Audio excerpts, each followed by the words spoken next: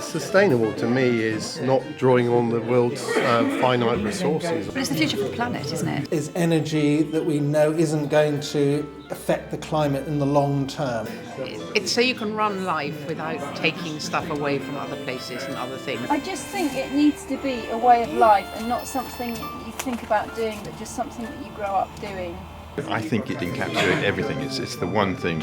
It absolutely says it all, doesn't it? In one word, I think sustainable. It means you can carry on doing what you're doing forever and a day, forever and a day, forever and a day, forever and a day, forever and a day.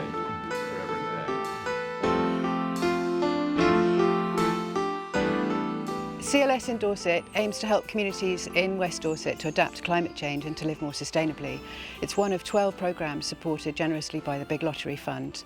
We've worked as a partnership, we've formed a network, we've involved many different individuals and organisations to explore and develop different ways of living more sustainably. More often than not, we've been an enabler and a facilitator for some fantastic existing initiatives. You'll see some of these in this film. Everything you use will have amount of carbon content. If you're using calorie gas, it's kilograms of carbon dioxide per litre or per kilogram of calorie gas. If you've got oil, it's per litre of oil. Coal, it's per kilogram of coal.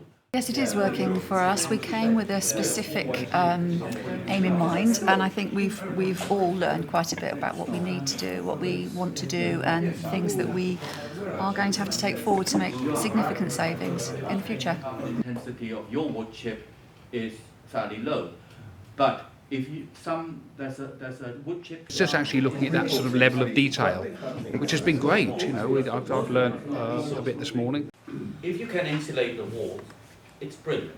And the easiest one to do It's particularly good because I like the fact that you're getting a lot of facts and figures off the screen, and you get a very good handout to go home with, so you can actually look back at it and remember figures.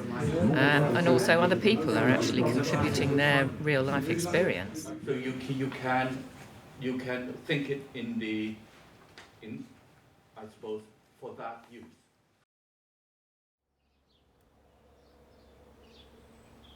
We're at Solway Ash Village Hall near Bridport, and the solar panels on the roof behind me have been financed through community investment. People have bought shares which have financed the solar panels, and basically the village hall gets free electricity from the solar panels, and anybody local that's invested will get 5 or 6% interest on their investment over 20 years. So it's better than an investment in a bank, but also it's helping the village hall. The scheme itself is called Dorset Community Energy, and this is only a very small part of it. It was supported by the Communities Living Sustainably project, which basically financed 1 day a week of my time to install solar panels on. We've got 10 schools now and 4 community buildings. We got to know CLS through Pete West, the Renewable Energy Officer of Dorset County Council, and he showed us exactly what he could do and what we could put on the roof in terms of renewable energy solar cells. But the advantage, of course, to us would be that we could use any of the electricity that was generated. It also meant that the hall itself didn't have to pay for it, and we knew that we would be getting income without having to put our own personal investment in.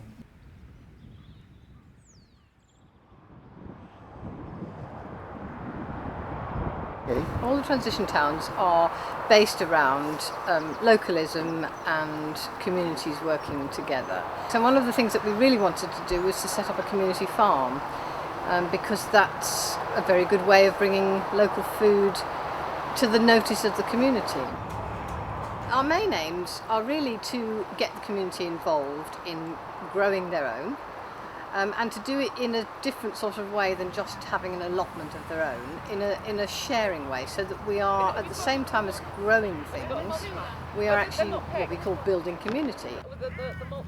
Also, we've taken part in the community woodland strand of the of CLS, and we came into that later, and that's been amazing because we've had a lot of funding to do to plant trees.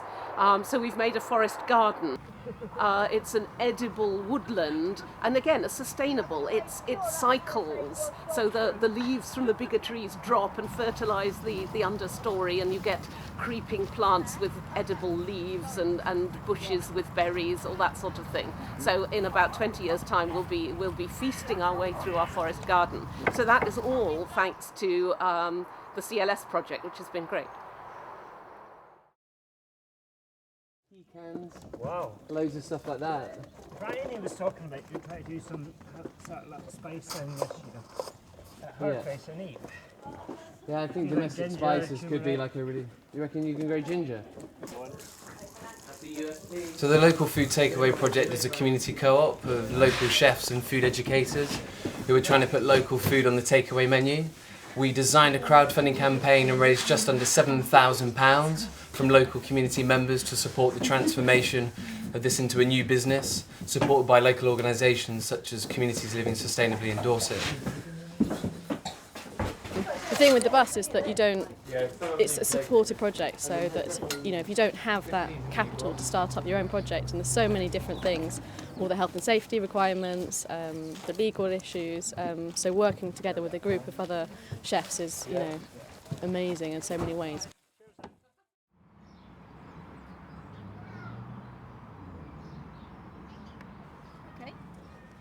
I think when I was younger, I didn't really think necessarily about where my food came from. A lot of my friends were a bit older than me, and they thought about that a lot more, and they were growing their own veg and shopping locally, and it just got me thinking about it, and it started the ball rolling really. We're in the large polytunnel in St Mary's school garden, and our intention here is to grow food for our school kitchen. Our amazing cook Amanda is planning to use all produce from the garden on her vegetable and salad bar. So that's our intention, and our intention is to get more children involved in the garden, how to grow food, where their food comes from. And mums are starting to get involved, and mums are starting to see the benefits as well, especially with the fresh food that's being served up in the canteen and what have you. With kids, you want them to eat well, and I think if you start them off at an early age, they just get used to being given anything, and it just becomes a way of life, really.